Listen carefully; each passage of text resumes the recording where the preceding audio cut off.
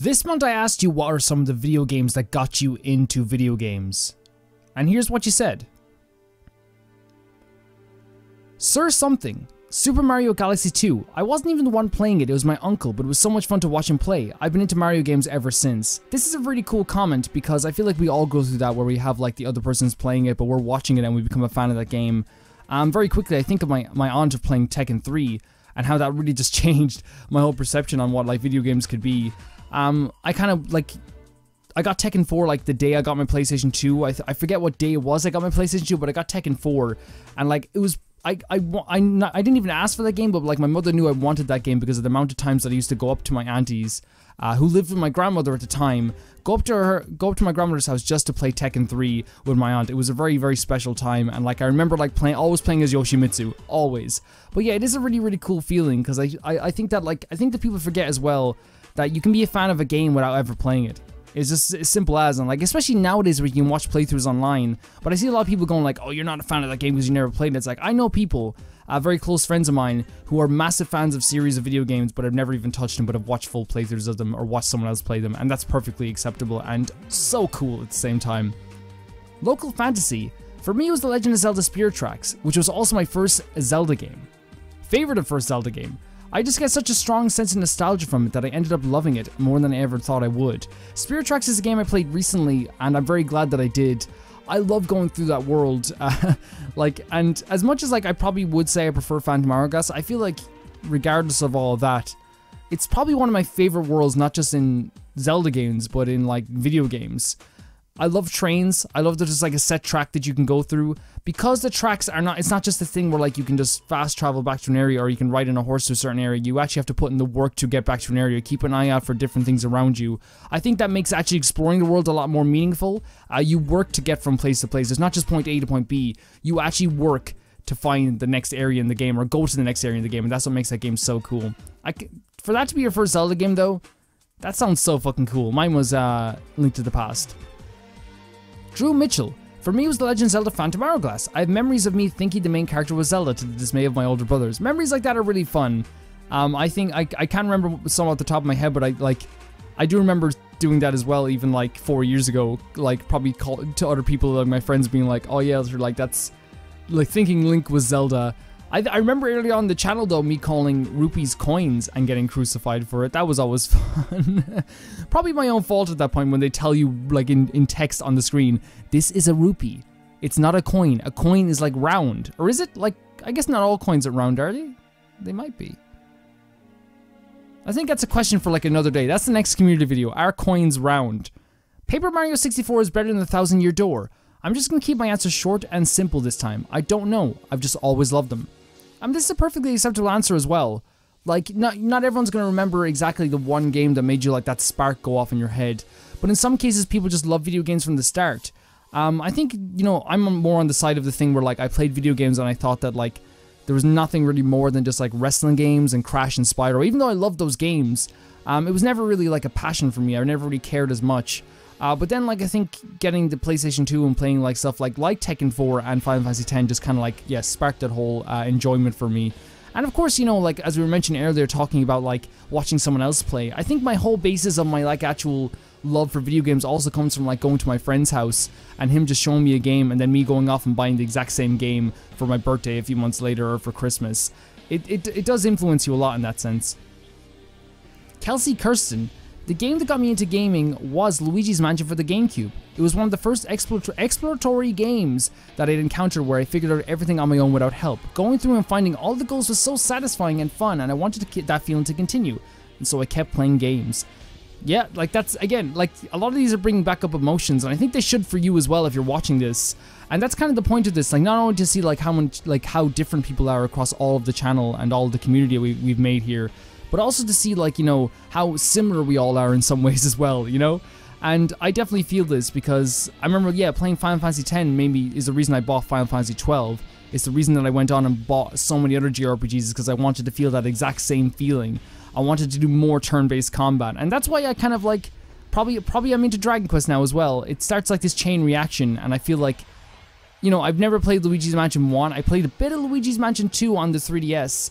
But I love a good haunted house vibe, and I think that's like playing those type of games as well. Yeah, exploring those type of areas, I can definitely see how they would like make you like love video games forevermore. Jimmy T. Sonic the Hedgehog 2, the first game I ever owned as a kid, and I still love it to this day. I've never played a Sonic game. I played Sonic 06 back in the day. People keep telling me that it's bad, but I remember actually like enjoying it. I didn't finish it, but I just got to like the city area or something, or the town area or whatever it was, and just like started running around forever. Maybe it was bad. Maybe it actually is really bad. I know that it's bad. Okay, before Sonic fans kill me, I know that it's supposed to be bad, right? But all I'm saying is, when you get a game, when someone comes home to your house and they hand you a game, regardless of how good or bad it is, you appreciate that shit. You appreciate it, alright? But yeah, like, I wish I could play more Sonic games so I could have a better perspective on that. I don't know how to pronounce his name, but I'm gonna say Saix, S-A-I-X, sorry. Pokemon Battle Revolution is one of the nostalgic games that got me into Pokemon. Of course, it has its flaws, but the battle animations were always great.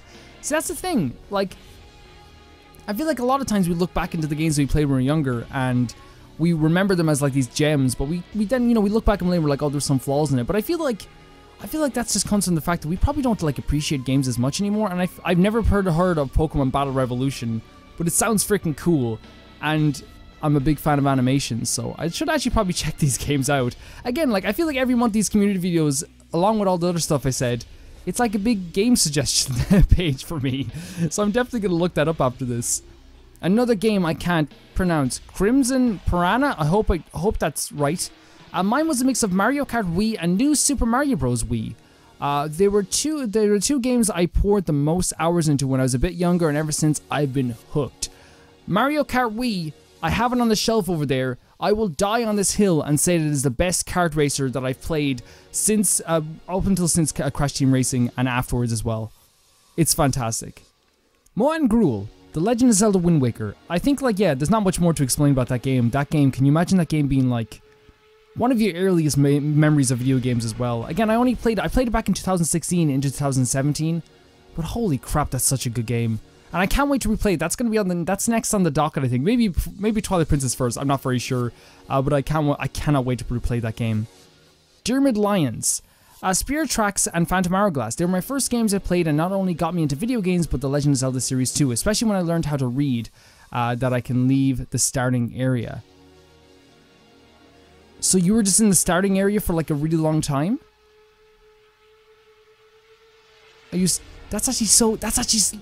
That hits me right here, man.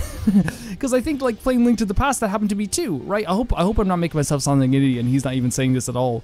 But like, with Link to the Past, I remember I didn't even get past, like, for my whole childhood, I would be in the first area of the game constantly because I didn't even get into the first dungeon. I didn't even know what to do. So I just lived in that world for a long time. But, like, the thing is with Spirit Tracks and Phantom Hourglass, that island in Phantom Hourglass and the castle in Spirit Tracks, I think that, like, they are perfect worlds to live in. Like, I'd stay there for hours. I'd stay there for days. Like, yeah, like, I hope that's what you're saying. And if that's not what you're saying, I apologize. But again, two fantastic games to get you into, like, the Legend of Zelda series in general. Gregory Birkenfield. Mine was the Legend of Zelda Wind Waker. Again, just an amazing game and a fantastic game. One of my favorite worlds to go around, and I think in the Wind Waker HD version, a lot of people were saying that there are still some stuff that kind of breaks the momentum of the game. But I never really cared because I was really fucking into it a lot. Only Sage. Again, it's Ocarina of Time.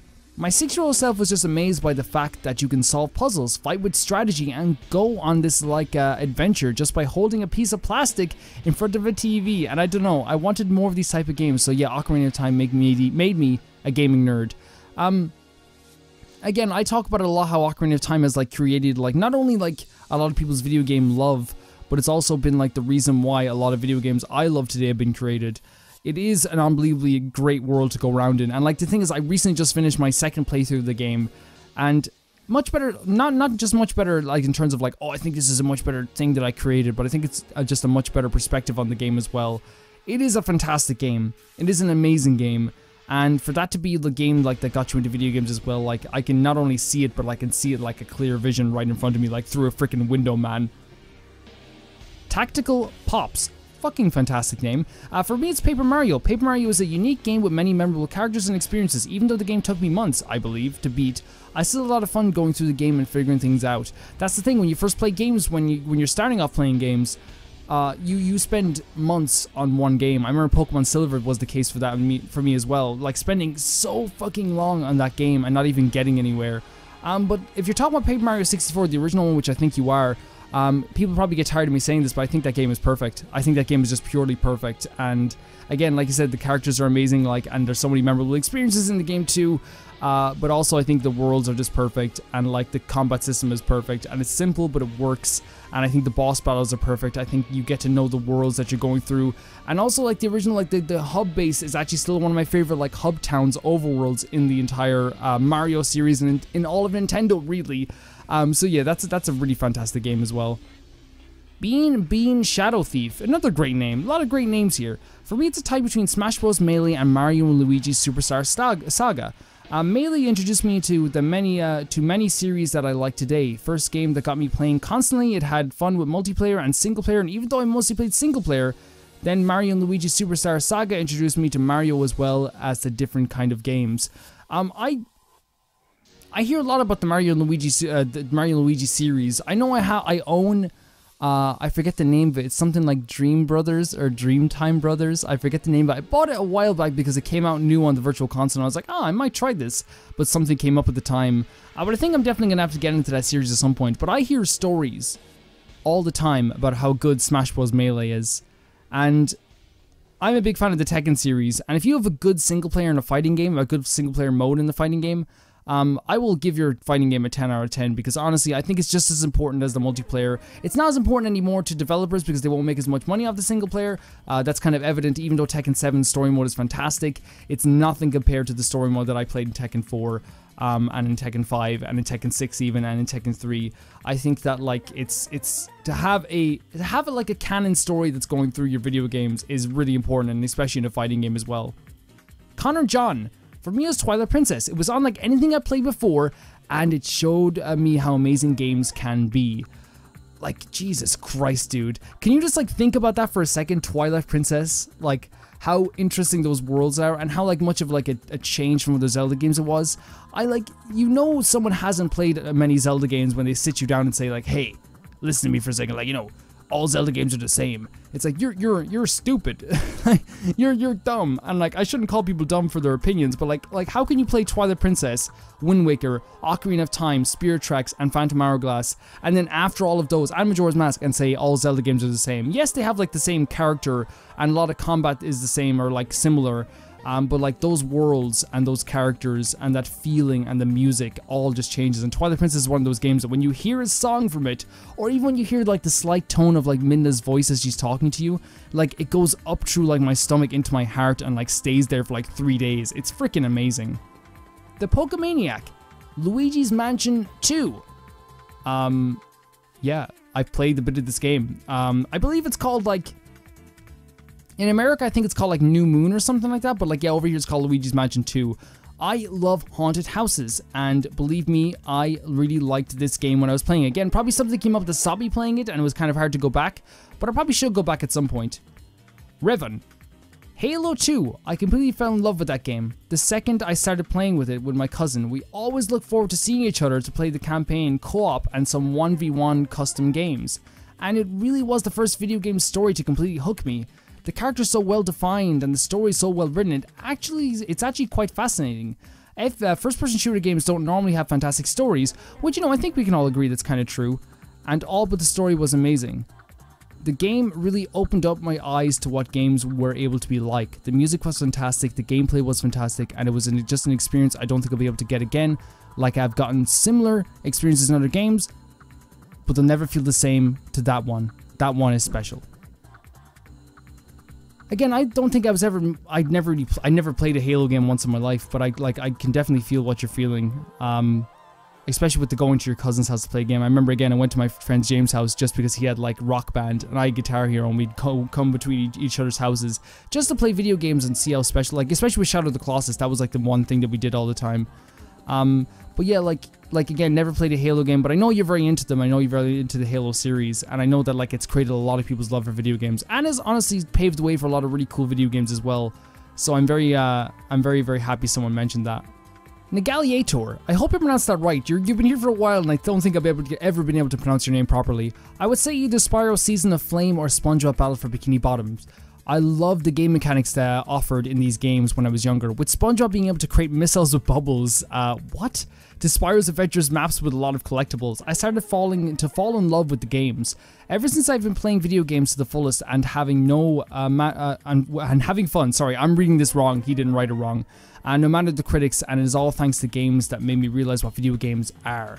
I think that's a really good perspective to have, to be honest, like, because, you know, there's gonna be a lot of games, especially coming out in the next few years, that probably won't be as praised by the critics, but, like, you have to, like, stay true to, like, what your own feelings of video games are, and your own tastes in video games as well. I'm not saying ignore critics completely, because you're gonna find critics that you trust, but I feel like if you love a game, you should not worry what the Metacritic score is, or what the review scores are, what the consensus is, and to be honest, like, people, like, praise this game like crazy.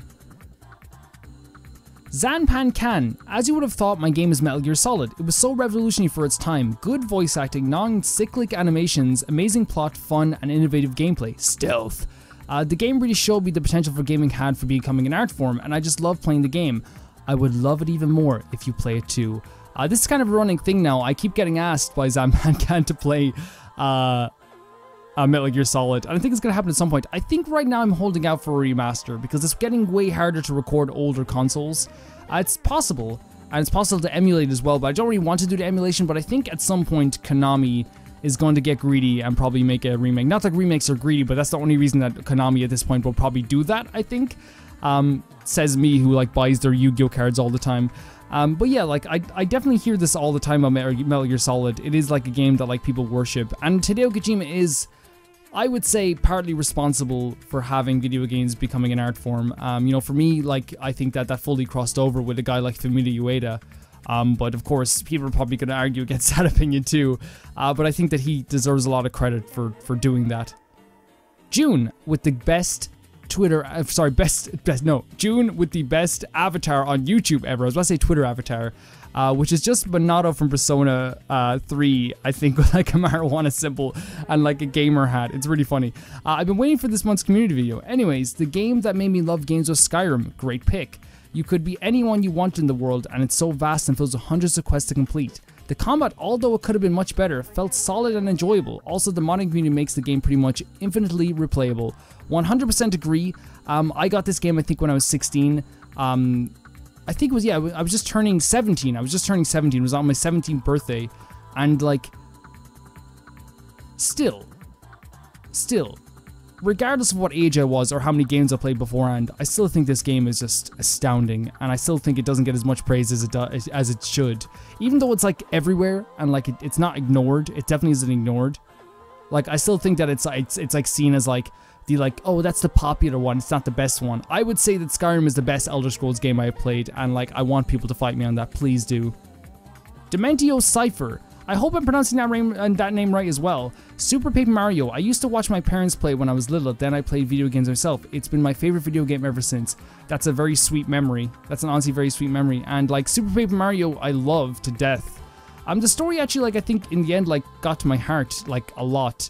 And it was one of the saddest things to see go, and I think I eventually just had to let it go. Obviously, I'm still going to be doing the side stuff eventually, but I could have stretched it out way longer. I could have, like, made the main series, put the side quests in it as well, but I just really felt like I wanted that series to, like, you know, have its rightful conclusion and not just to drag it out, you know what I mean? And that game is absolutely fantastic, and I think in terms of a story, it stands up there with many other games that I would talk about in my favorite games list. It's kind of like one of, like, I would have to like change my top 50 favorite games, and I think I'm going to redo that list in like a year's time, because I would definitely put Super Paper Mario there somewhere also. Carol Smith. Probably the Zelda Collector's Edition for the GameCube, specifically Majora's Mask. It wasn't my first game, but it was the first game I played that was more complicated than something like Dr. Mario or kart racing. When I played it, I think I was still a little too young to figure it out. Man, I still can't figure it out. And it was years before I finally beat it. We also didn't have memory cards when we first got our GameCube, so I guess I couldn't beat it anyway. That's That's actually a cool memory. But I was content to just start a new game every day and just explore the world of Termina, talk to NPCs and watch the 3-day cycle unfold and learn about how it affected the game. Something about it was so captivating to me, and Majora's Mask remains one of my top video games of all time. Oh my god. Hits me right here. Tekken 4, I feel the same way about that. Like, I didn't have a memory card for the first like week of playing Tekken 4, and I would unlock the characters over and over again every single day. That's a fucking fantastic memory though, dude. Even though like it's when you think back, it's like, oh, I couldn't do that now, that's hardship. But like when you're younger, you don't give a shit. You don't care, man. You're just gonna do it every day, and that's a cool world to like keep exploring, because I imagine you can find different things every single time you start a new playthrough, more than other games specifically. GG Hero, for me it had to be Twilight Princess. An uncle of mine who was into video games let us borrow his Wii and this game for the summer, and even though my parents were a bit reluctant to let me and my sister play with the console at a young age, I was 9 and my sister was 7, I believe, they accepted that as a way to introduce us into video games. We had an absolute blast with this game. Having had little past experiences, only allowed to borrow my cousin's consoles and play random games that I can't even remember. This was a huge experience for me. Yeah, I sucked at this game. I got stuck on the stupidest stuff because your brain needs some time to adapt to video games. Yeah, I agree with that too, the video game logic, but eventually I got the hang of it. I would usually be the one playing because my sister was scared of a lot of enemies, but she would watch and play in the quieter environments like Ordon or Castle Town. It was also the time for us to bond to play together, something that would happen a while later with Mario Galaxy when our parents finally caved and bought us a Wii proper. I don't think I ever finished this game the first time around. I got stuck somewhere around the sky area, and unfortunately I had to return the game and the console, but once we got the Wii ourselves, this was one of the first games we made sure to buy and finish properly. It introduced me to Zelda, as well as led me to play other games like Phantom Hourglass and Spirit Tracks, then try other franchises like Pokemon, and well, the rest is history. So yes, this game holds a dear place in my heart. Twilight Princess. I can imagine being a very scary game for youngins, to be honest, but it is a magical game. Like I said, like it hits you right in the heart when you think about it, and these type of stories are exactly, and I hope it is resonating with a lot of people as well in the comment section, because again, I didn't think it would hit me as much, but like a lot of this stuff like seems very familiar to me. Like, of course, like I didn't borrow games consoles, but I did borrow games off people, and there's something that like I don't do that as much anymore. And it's something that feels so special about that, having a game for a limited time, because I don't think anyone even rents games that much anymore. If you do, let me know, and I can, call myself wrong. Slayer of Astora, Final Fantasy VII. I think there's not much more you can say about that. Final Fantasy VII, I'm just starting my own playthrough of it, and yeah, I think it's a magical game, and I think it holds up incredibly well, and I think that for that to be a game that you played like originally, like near the time where it came out, or near the time when you were growing up, I can only imagine it being just super special. Wow, dude, this video is very almost therapeutic even. Just thinking about the past, like dragged up so many memories about like video games that I think is like, I hope it did it for you too, because it's crazy not only the vast differences between ages, generations, but also taste in video games. There's also this thing that makes us all kind of similar, and I hope you can see that. I've seen that through all of these comments there today. There is something like similar between all of video game players, and it sounds very cheesy because everyone says that we're all just one video game community, but it kind of proves it, right? We're all very similar in the way we got into video games and the way we love video games, and I think it's a really special thing to consider. I'm only going to say it now to you guys. I'm still feeling a bit, I've been feeling a little bit under the weather over the past 2 days, so if I'm talking a bit weird, I'm sorry, but I didn't want to distract you because I think people hear it more when you say you're feeling a little bit under the weather at the start. But regardless of that, I hope you enjoyed this video. I wanted to get up before the end of the month because I don't want to break the streak, so that's why there's a Sunday video, but I think we're going to start doing Sunday videos anyway whenever I just like want to do one. So thank you for watching, I hope you enjoyed this, and I will see you very soon. Bye bye.